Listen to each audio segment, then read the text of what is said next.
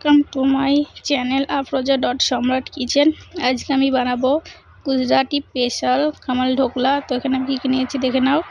এখানে আমি নিয়েছি একটা ইনো, নারকেল কোড়া, কালো সর্ষে, সাদা তেল, কারি পাত্তা, লেবুর রস, চিনি আর লবণ। তো এখানে আমি 2 বাটি বেসন নিয়েছি, আর এখানে 1 চামচ আর অল্প করে লবণ দিচ্ছি, আর দিচ্ছি 1/2 চামচ হলুদ গুঁড়ো, আর দিচ্ছি 1 চুটকি মতো হিং, আর এখানে দিচ্ছি আমি 1 চামচ চিনি। এবার এটাকে ভালোভাবে বেসনের সাথে মিক্স করে নেব। তো দেখো আমার ভালোভাবে মিক্স করা হয়ে গেছে। এখানে আমি এবার দিয়ে দেব লেবুর রস। তো এখানে আমি 1 চামচ লেবুর রস দিচ্ছি। তোমার লেবুর রস দেওয়া হয়ে গেছে, এটাকেও ভালো করে মিক্স করে নেব। আর অল্প অল্প করে পানি দিয়ে একটা ঠিক ব্যাটার তৈরি করব। যেরকম ব্যাটার আমরা কেক বানানোর সময় বানাই, ঠিক সেরকমভাবেই ব্যাটারটাকে বানাতে হবে। বেশি পাতলা করলে কিন্তু হবে না। আর এই ব্যাটারটাকে ভালো করে মিক্স করে নিতে হবে, যাতে এর ভিতরে কোনো লাম্পস না থাকে। আর আমি বেসনটাকে কিন্তু আগে থেকে চেলে রেখেছিলাম। তো দেখো আমাদের বেসনটা ভালোভাবে মিক্স করা হয়ে গেছে। এবার আমি বেসনটার মধ্যে এবার আমি দিয়ে দেব 1 চামচ তেল। তো 1 চামচ তেল দেওয়ার পরে এটাকে আর একটু ভালোভাবে ফেটিয়ে নেব, যাতে তেলটা ব্যাটারের সঙ্গে ভালোভাবে মিক্স হতে পারে। তো দেখো আমার কিন্তু ব্যাটারটা খুব ভালোভাবে মিক্স করা হয়ে গেছে। এবার আমি এটাকে ঢাকনা দিয়ে কিছুক্ষণের জন্য রেখে দেব, 10 থেকে 15 মিনিট। এদিকে আমি এরকম একটা জালি নিয়ে নিচ্ছি। তোমরা চাইলে যে কোনো থালা বা বাটি নিতে পারো। এরপরে দিয়ে দিচ্ছি সিলভার ফয়েল। তো দেখো 10 থেকে 15 মিনিট হয়ে গেছে। এবার আমি ব্যাটারটার মধ্যে 1 চামচ মানে একটা ইনো গোটাটাই ঢেলে দেব। তো দেখো আমি ইনোটা দিয়ে দিচ্ছি, আর এর সঙ্গে দেব 1 চামচ পানি, যাতে ইনোটা ভালোভাবে অ্যাক্টিভ হয়ে যেতে পারে। তো এবার আমি ভালোভাবে ব্যাটারটার সঙ্গে মিক্স করে নেব। তো দেখো আমাদের ব্যাটার কিন্তু পুরোপুরি রেডি হয়ে গেছে।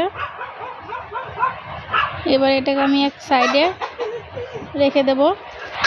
এবার আমি যে জালিটার উপর সিলভার ফয়েল দিয়ে রেখেছিলাম, সেই জালিটা নিয়ে নেব এবং ব্যাটারটা জালির মধ্যে দিয়ে দেব ভালোভাবে।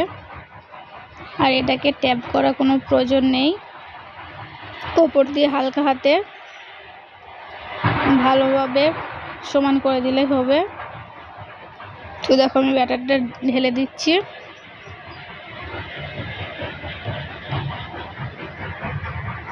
আমার ব্যাটারটা কিন্তু ঢালা হয়ে গেছে। এবার আমি চামচ দিয়ে একটু উপরটাকে সমান করে নেব। আর আমি কিন্তু আগে থেকে হাঁড়ি একটা পাতিলাতে একটা বাটি বসে আমি পানি গরম করতে দিয়েছিলাম। তো এবার আমি ব্যাটারটাকে স্টিম হতে দিয়ে দিচ্ছি, উপর দিয়ে একটা ঢাকনা দিয়ে 10 থেকে 20 মিনিট মতো ওটাকে আমি স্টিম করে নেব। আর এদিকে আমি একটা তরকা বানিয়ে নেব। তো প্রথমে আমি দিচ্ছি কিছুটা সাদা তেল।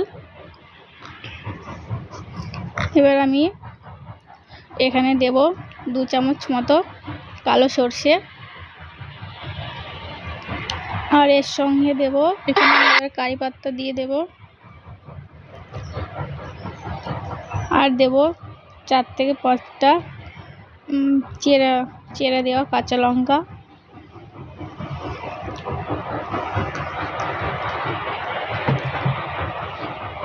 তো এবারে এটাকে একটু হালকাভাবে ভেজে নিতে হবে। তো তোমরা দেখতে পাচ্ছ যে আমার ওগুলো ভালোভাবে ভাজা হয়ে গেছে। এবার আমি পানি দিয়ে দিচ্ছি, খুব বেশি পানি দেওয়ার প্রয়োজনে অল্প কিছুটা পানি দিলেই হবে। তো এবার আমি এখানে দিয়ে দেব, এখানে আমি দিয়ে দিচ্ছি এবার পরিমাণ মতো লবণ। তোমার লবণ দেওয়া হয়ে গেছে। এবার আমি দেব 4 থেকে 5 চামচ চিনি। এখানে চিনিটা একটু বেশি দিতে হবে যাতে মিষ্টিটা একটু বেশি হয়। তো দেখো আমার চিনি দেওয়া হয়ে গেছে। এবার আমি চিনিটা ভালো করে মিক্স করে নেব আর চিনিটা গলা পর্যন্ত ভালো করে ফুটিয়ে নেব।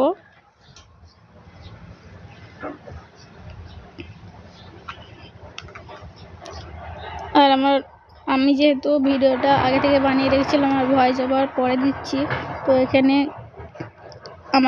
আমরা যেখানে থাকি তার পাশেই খাড়ি মেশিনে কাজ চলছে, ওর জন্য ব্যাকগ্রাউন্ডে এরকম শব্দ হচ্ছে, তো তার জন্য খুবই দুঃখিত।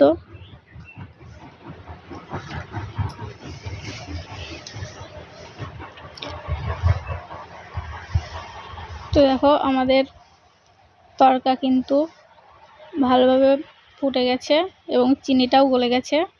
এবার আমি এটাকে গ্যাসটা বন্ধ করে ঠান্ডা হতে রেখে দেবো। আর এদিকে আমি তোমাদেরকে একটা চাটনি করে দেখাবো। তো এখানে আমি প্রথমে দিয়ে দিচ্ছি কিছুটা পুদিনা পাতা আর 3 থেকে 4টে কাঁচা লঙ্কা আর দিচ্ছি 6 থেকে 7 কোয়া রসুন। তো তোমরা চাইলে এখানে আদা কুচিও অ্যাড করতে পারো কিংবা ধনে পাতা। আমি যেহেতু আজকে বানাচ্ছি পুদিনা পাতার চাটনি, তো সেজন্য আমি এখানে আর ধনে পাতাটা ব্যবহার করিনি। আর এখানে দিয়ে দিচ্ছি 2 চামচ চিনি আর অল্প কিছুটা লবণ আর দেব এখানে সামান্য পরিমাণে পানি। এরপর এটাকে আমি মিক্সি করে নেব।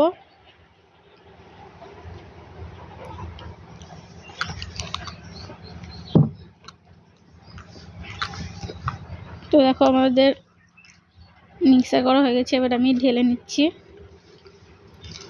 তোমাদের চাটনি রেডি হয়ে গেছে। এবার আমি এখানে 1 চামচ লেবুর রস মিশিয়ে নিচ্ছি যাতে চাটনিটা টক ঝাল মিষ্টি হয়। তো এদিকে আমার স্টিম করা হয়ে গেছে। আমার স্টিম করতে কিন্তু মোট 20 মিনিট টাইম লেগেছে। এবার আমি একটা টুথপিক দিয়ে দেখে নিচ্ছি, এটা কিন্তু ভালোভাবে স্টিম হয়ে গেছে। এবার আমি এটাকে প্লেটে ঢেলে কেটে নিচ্ছি। এটা কিন্তু খুব সফট হতেছে, যার কারণে হাত দিলেই দেখো তোমরা দেখতে পাচ্ছ কতটা ইজিভাবে কেটে যাচ্ছে। এবার আমি তোমাদের সার্ভ করে দেখাচ্ছি কেমন হয়েছে ঢোকলাটা।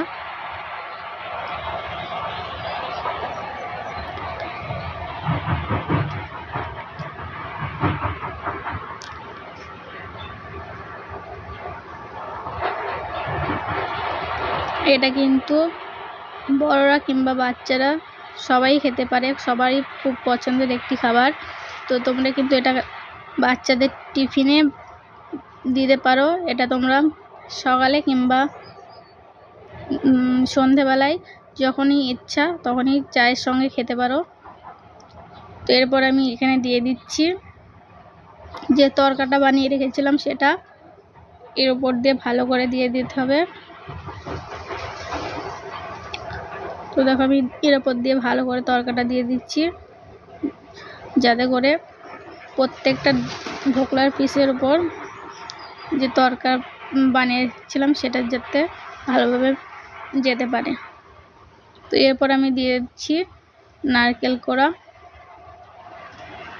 তোমরা চাইলে না দিতেও পারো, তোমার কাছে যেহেতু ছিল নারকেল ওই জন্য আমি দিয়েছি। আর এখানে আমি কিন্তু নারকেলটা কুড়াইনি, নারকেলটাকে গ্রেট করে নিয়েছি। তো দেখো আমাদের গুজরাটি স্পেশাল খামাল ঢোকলা রেডি। তোমরা কিন্তু একবার বাড়িতে অবশ্যই ট্রাই করে দেখো। আর আজকে ভিডিওটা কেমন হয়েছে আমাকে কমেন্ট করে